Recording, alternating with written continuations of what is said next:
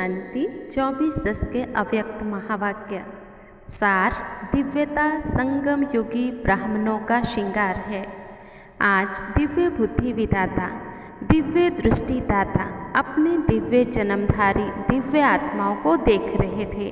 बाप दादा ने हर एक बच्चे को दिव्य जीवन अर्थात दिव्य संकल्प, दिव्य बोल, दिव्य कर्म करने वाली दिव्य मूर्तियां बनाया है।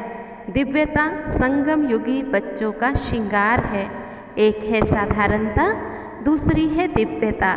दिव्य जीवनधारी आत्मा किसी भी आत्मा को अपने दिव्य नैनों द्वारा, दृष्टि द्वारा साधारणता से परे दिव्य अनुभूतियाँ कराएंगी।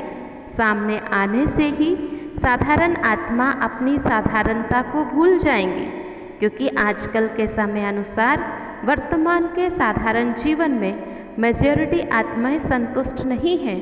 आगे चलकर ये आवाज़ सुनेंगे कि यह जीवन कोई साधारण जीवन नहीं है।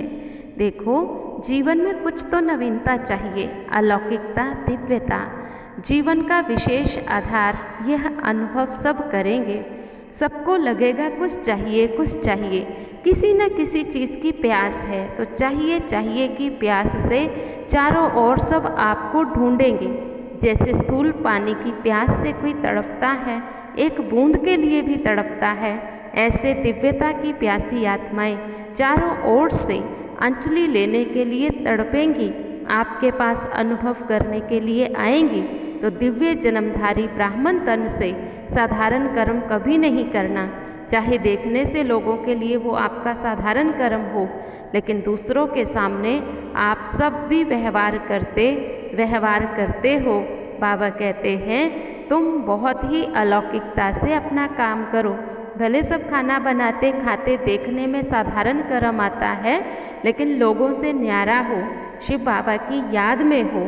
बाबा ने ये भी कहा, तन मन और धन तीनों को ट्रस्टी होकर के संभालना भी दिव्यता कहलाता है।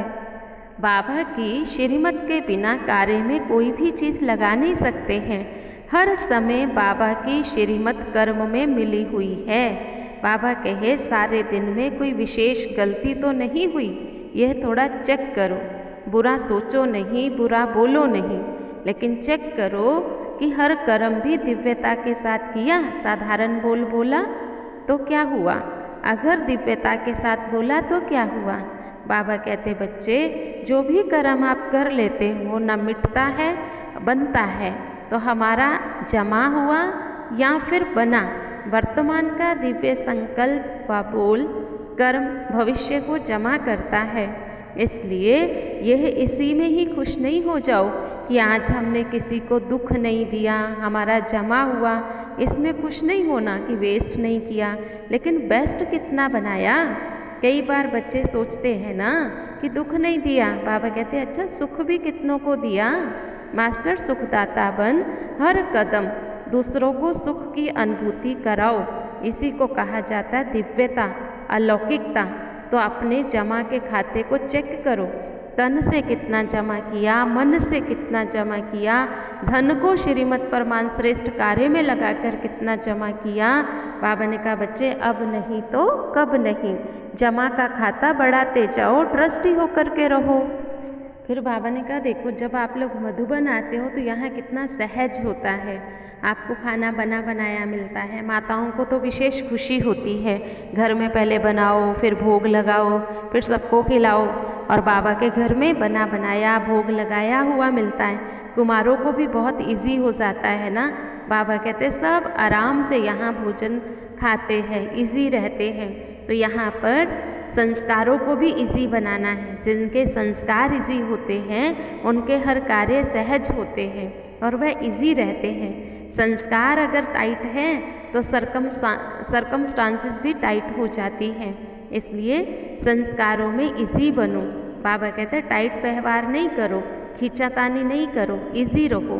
कभी अच्छे कभी बुरे के आकर्षण में नहीं आओ, ना अच्छे में ना बुरे में, किसी में आकर्षित नहीं होना, सदैव हर्षित रहना है। फिर बाबा ने संपूर्णता की एक निशानी बताई कि जो ज्ञान, योग, धारणा, सेवा सभी में संपन्न इसी को ही संपूर्णता कहा जाता है। बाबा ने कहा जान सकते हो संपूर्णता के समीप हो या दूर हो, 100 की समीपता में हो या 16,000 की समीपता में हो, 8 में हो या 108 में, अपने आप को खुद ही बाबा ने कहा आप चेक कर सकते हो। और आने वाले समय में बाबा ने बताया तुम कोई सेवा नहीं कर सकोगे, बस वरदानी दृष्टि, महादानी दृष्टि द्वारा वरदान देंगे। दृष्टि द्वारा शांति की शक्ति, प्रेम की शक्ति, सुख व आनंद की शक्ति सब प्राप्त करेंगे। जैसे मूर्तियों के आगे से करते हैं ऐसे लास्ट में यहाँ भी करेंगे। रूहानी नशे में रहो तो खुशी स्वतः ही जमा हो जाएंगी। खुशी के वरदान को कभी खोना नहीं, बाबा ने कहा है खुश रहो। बाबा कहते खुशी ही आपका जन्मसिद्ध अधिकार है। बातें तो आती हैं और चली जाती हैं, समस्या परिस्थिति दूसरों की तरफ से आई है ना, आपका खजाना तो खुशी है, तो खुश रहना है। फिर बाबा ने बहुत ही सुंदर याद प्यार दिया कि आप चैतन्य दिव्य मूर्तियों को ज्ञान सागर बाप दादा का याद प्यार और नमस्ते। सुंदर वरदान, सदा एक रस स्थिति के तख्त पर विराजमान रहने वाले बाप दादा के दिल तक तनशीन भव। सबसे श्रेष्ठ तख्त बाप दादा के दिल तक तनशीन बनना, लेकिन इस तख्त पर बैठने के लिए अचल अडोल एक रस स्थिति का तख्त चाहिए। अगर इस तख्त पर स्थित नहीं हो पाते तो बाप दादा के दिल तख्त पर स्थित नहीं हो सकते। इसके लिए अपने भरकुटी के तख्त पर अकाल मूर्त बन स्थित हो जाओ। इस तख्त से बार बार डगमग न होना, बाप दादा के दिल तख्त पर विराजमान हो सकेंगे। स्लोगन, शुभ चिंतन द्वारा नेगेटिव को पॉजिटिव में बदल दो। बहुत सुंदर स्वमान, मैं बाबा का दिल तख्त नशीन बच्चा हूँ, सारी हलचलों से परे, क्योंकि मैं बाबा के दिल पर हूँ। ओम शांति।